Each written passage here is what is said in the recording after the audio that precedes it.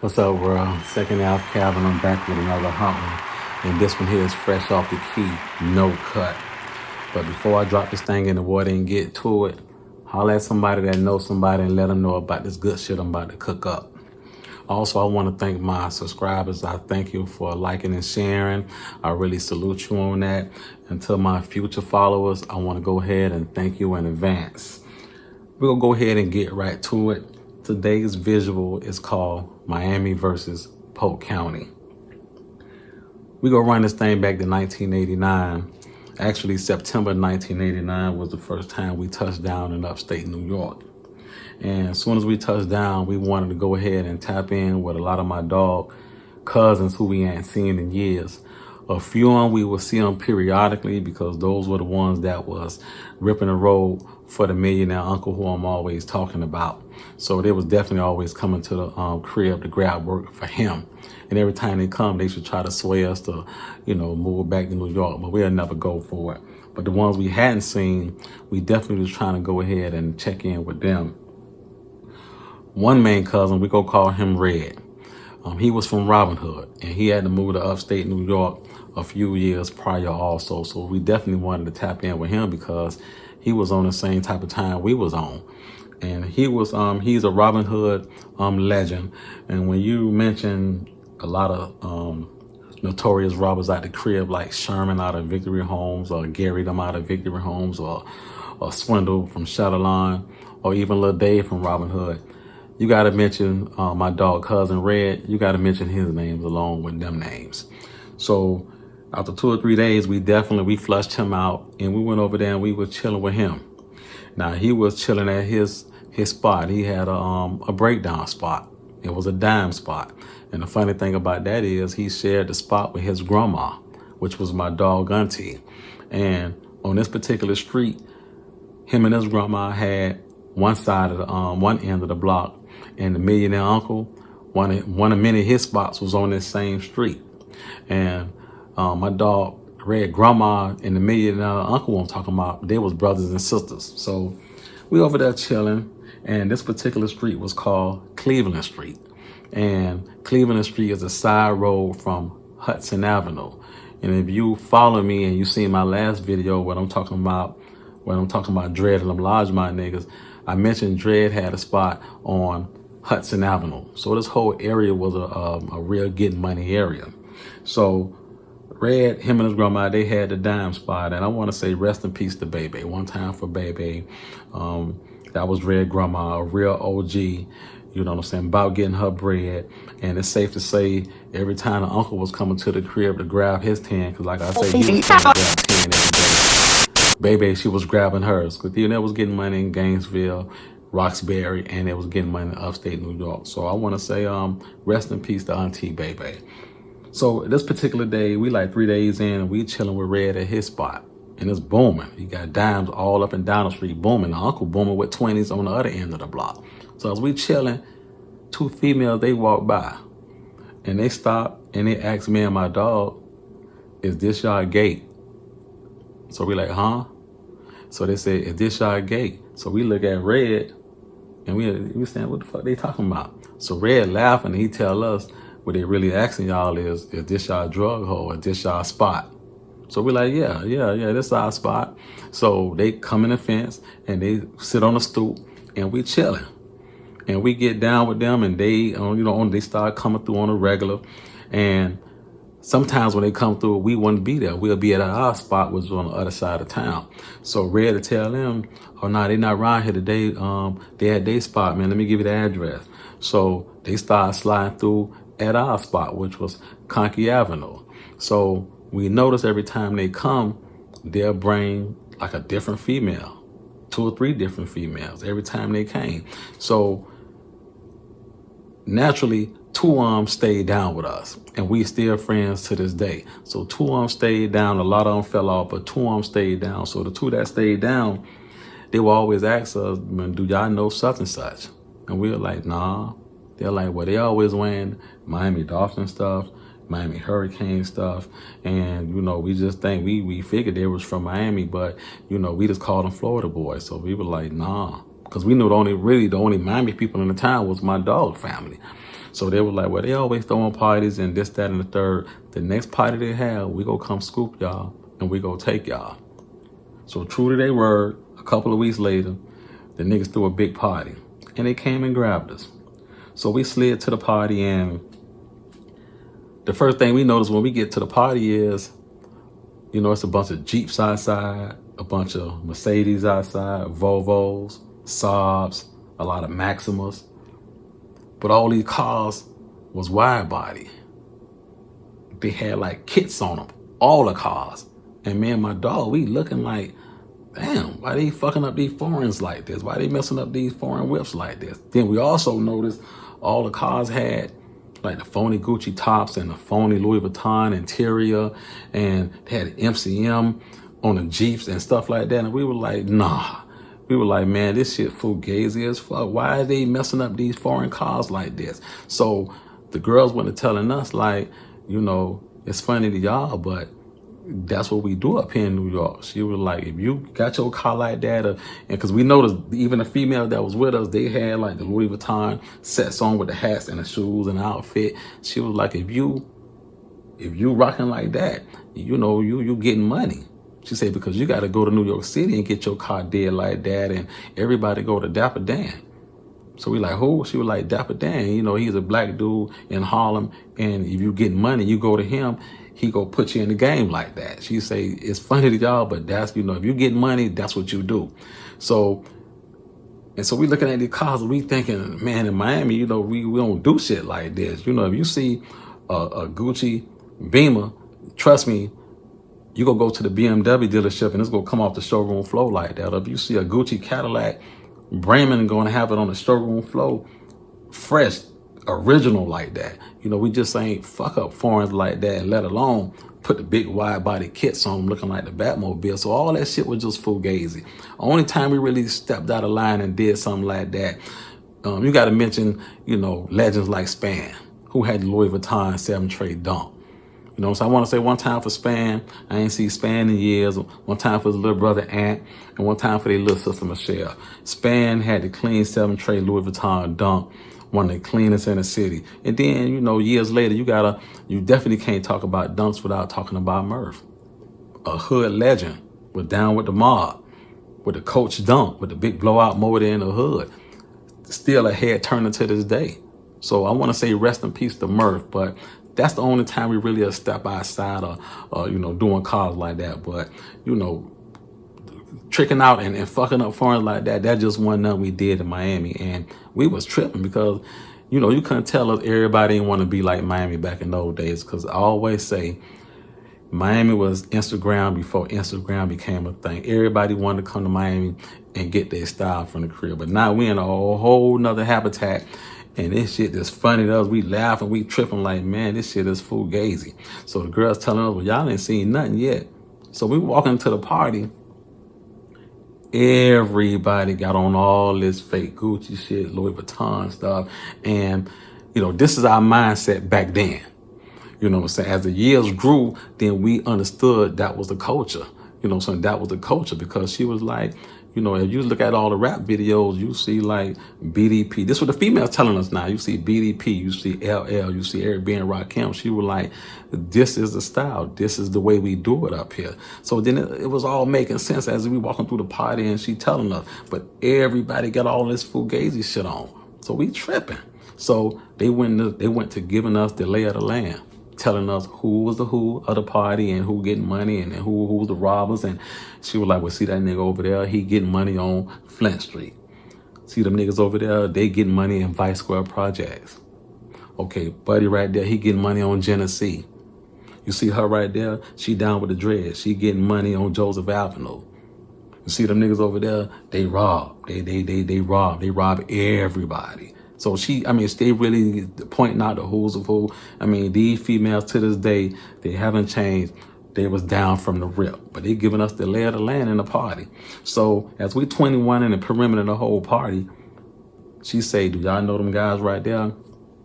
So we look and we're like, nah, we don't know them New York niggas. So she was like, nah, that's the guys who I say from Miami or Florida. Now we look at these niggas, they look like New York niggas. They got earrings in their ear. They got all that fake Louis Vuitton, Gucci shit on, and we tripping. She was like, nah, that's them. I was like, them New York niggas right there. She was like, nah, they're from Florida. So I'm like, okay, well, they flogging. They ain't from the crib. So we went on ahead. We had a good time at the party. We didn't think about that shit no more. That was that. So 2 years passed by. We go say the end of 1991, maybe going into the first month of 92. We chilling. We in rare form. We getting to the bag. We got 2-3 spots. We comfortable. We sitting back with our feet up. We good. We eating. So one particular day, and around about this time, Killer Black is on the set. He's in the town. He done got comfortable. He know what it is. So he chilling. So one day he tell us, well, man, I'm finna go get my Mike D on. So whenever we said that, that meant we finna go ahead and perimeter the hood, double strap. One time for Mike D, man, the hood legend from Miami all the way to Panama City to Duval. He was notorious and known for riding around, whether he on the handlebars or whatever, he go be double strapped. So whenever we said we finna get our Mike D on, we was talking about a hood legend from the crib. So when Black say he finna get his Mike D on, he say, well, he said, but I ain't gonna have my strap. But we know he was finna go get into something. So I'm like, man, well, send Kim to the store, dog. You know, you ain't got to go to the store. That's what we got neighborhood bases and little jits to do that type of shit for. He was like, nah, nigga, I'll be right back. Look, cuz, I'll be right back. Okay. 30 minutes go by. No Killer Black. An hour go by. No Black. Now, the store right around the corner. So now, an hour and some change go by. Here come Black sprinting around the corner. So when he come up on the porch, the first thing I said, nigga, what a bike. Because he had like a real expensive mountain bike that he always had. I mean, he loved that bike. I'm like, nigga, what a bike at? I said, nigga, you left on a bike, but you're coming back on foot. What a bike? He was like, man, some niggas trying me around there. I'm like, what? So yeah, some niggas trying me around the corner. He said, one nigga stole me. You know, one nigga hit me, and one nigga took the bike and pushed it in the alley. I'm like, come on, Black, you fucking with me, right? He was like, nah, look, cuz the nigga tried me. So now we thinking it's them gangbang niggas because, you know, since that party, you know, when you ride through this town, you never seen like a whole bunch of young niggas getting money. Like if you go to Miami, even back in the 80s, if you go to the crib and you go to any project, the Graveyard, Edison Project, Largemont, the Scotts, Olinda, Overtown, Brown Sub, the Beans, the Village, it was young niggas everywhere in Miami getting money. But when we got to this town, all the young niggas was gangbanging. They really were not Bloods or Crips, not VLs, not GDs, not Latin Kings. These niggas really was gangbanging on each street. So we initially thought, oh, we finna get all the money because these niggas too busy gangbanging. They don't want no money. So we thought some young niggas had some gangbangers try to jump Black. So anyway, we mount up. But I'm asking Black, man, what all happened? He was like, nah, look, cuz I went up there to the store, like I said, dog, and they had a big crap game going on, and I got down. He said, nigga, out the gate, nigga, I head cracked 3 times in a row. He said, and I was talking my Miami shit. So I'm like, okay, I see what it is. But rather he was right or wrong, we was mounting up. We were finna go handle that. So I said, okay, Black, walk back around there, and we go come the other way. So I was like, you sure that's all that happened? You ain't had no trick dice. He wasn't up. Said, nah, look, cuz I ain't gonna lie to you, dog. I was head cracking. I even gave them niggas enough time to get their bread back. He said, but they got jealous. One nigga hit me and one nigga took the bike. Not knowing who Black was, you know, and we think, okay, these gangbangers really, they don't know this is not gonna end well. Okay, now we go back to this bodega. Now this bodega sat on a real popular street in this town because on this street sat Kodak and Xerox. And they was the headquarters for Kodak and Xerox. You know, back then Kodak and Xerox, they was the go-to guys. They ran the world with, you know, with pictures and cameras and film and photocopies and all that. Right now we got picture phones and AI and all that, but back then Kodak and Xerox was the go-to guys for that. And they hired generations of family. It was once said, if you get on with Kodak and Xerox, you were set for life. These big headquarters sat right on the street that the bodega sat on. Real busy street.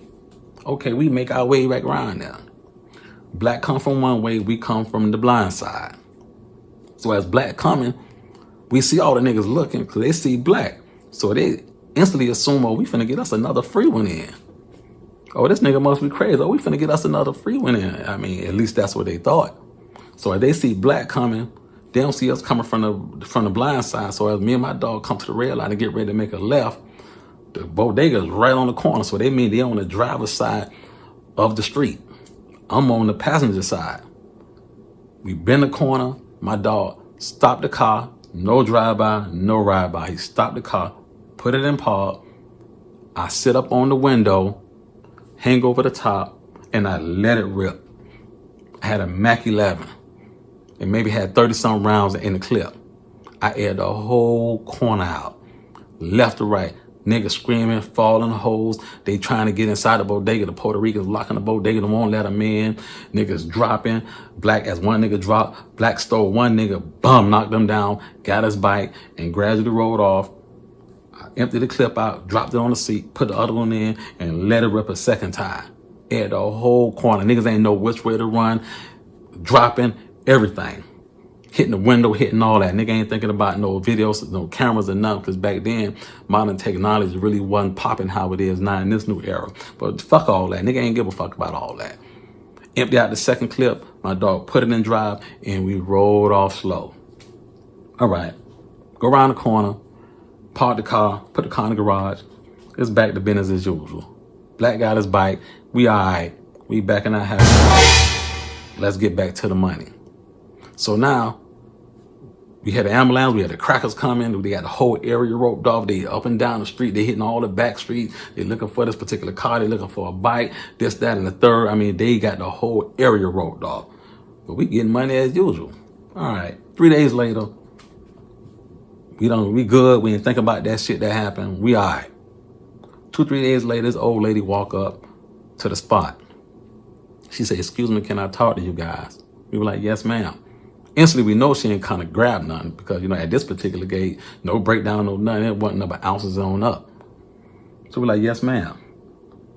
So she say, "Well, I just want to come on the behalf of my sons and my nephews to say we're sorry that what happened the other day." So we're like, "Well, ma'am, what are you talking about? We don't know what you're talking about." She was like, "My sons and my nephews, they say they had a fight with some Miami guys, and I was told they'd be over here." We were like, "No disrespect, ma'am, but no, you got the wrong address, you got the wrong area. We don't know what you're talking about." She was like, she knew she knew who she was looking for. She knows she stumbled up on the right niggas. So she was like, "Man, I just want to say that, if you are the guys, if you know who the guys were, that we're sorry, that, we're from Florida and we're supposed to stick together. And, my son has been here since he was 7 and 8, and we've been here almost 15, 20 years, and this, that, and the third. So now I'm saying, okay, now our antenna's starting to go up, our wheels are spinning." So she say, "We got to stick together because, we're from Florida. Me and my sons and my nephews, we're from Polk County." So now it all came back full circle. Okay, so it wasn't no gangbang niggas that tried black. These fuck niggas from Polk County. The same pussy niggas that was at the party years prior who was New Yorked out looking like New York niggas. All the while, these fuck niggas from Polk County. So after she apologized, this, that, and the third, we played Andy Gump to the bus out like, "Ladies, nah, we don't know what you're talking about. You got the wrong spot." Woo. She knew who she was talking to though, but we played dumb, this, that, and the third. Okay, she walked off in the sunset. So now we know, okay, we got a problem on our hand. We gonna have to deal with these fuck niggas. Because they evidently went for bad, but not knowing that shit wasn't gonna end well, and not knowing who Killer Black was, and not knowing who the mob was. So we definitely knew we had a problem. So I'm going to end it right there. That was part 1 of the Miami versus Polk County war. We was one up on them niggas. Part 2, I'm going to turn it up. I'm going to definitely turn up another notch. I hope y'all enjoyed it. I'm going to go ahead and wrap this up. Please like, share, and subscribe. If you ain't not already follow me on IG, follow me on TikTok. Second Ave Cav Heavy Lace is the handle. I appreciate y'all for rocking with me. The content go get better and better. One time for the home team that's supporting me. Heavy Lace, Second Ave Cav. I'm definitely stamped in these streets. My run solidified. We definitely got the whole thing going.